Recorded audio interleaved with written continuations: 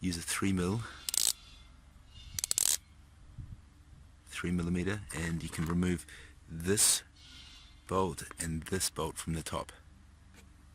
So once you've removed the M5 bolt from the top here, grab the bracket and the M8 and slide it into the bottom like this. So the flange is actually hitting the top part of it. It should look like that, right? Okay. And then it has to slide in, so you can position the top into the hole somewhere, like close to it. And then at the bottom here, it has to slide in through between the light and the fairing. Sometimes with the BMW, the Adventure, like this one, you can actually you have to maybe bend up the fairing a little bit, like pull it up a bit, but it slips through there on both sides, so you might have to like pull this fairing a little bit up. It actually goes through here, sits through here, and it goes to a hole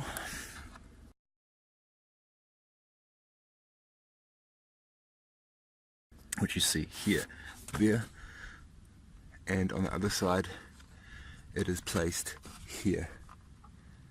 It's a rectangular bolt, this one here, so that should drop through, and then from this bottom part you can screw it up.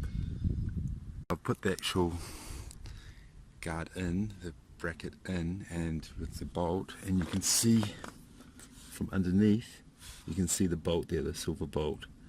From there you can screw up into it. So I have this set up here, which is just a long tool, and with the M8, and then here you have to be a bit gentle and then just find the thread.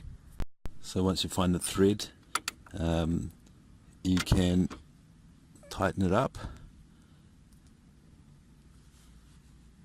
a bit, and make sure you do the other M5 bolt at the top as well, this one here, and screw them both in securely, and you're good to go. Do that left and right.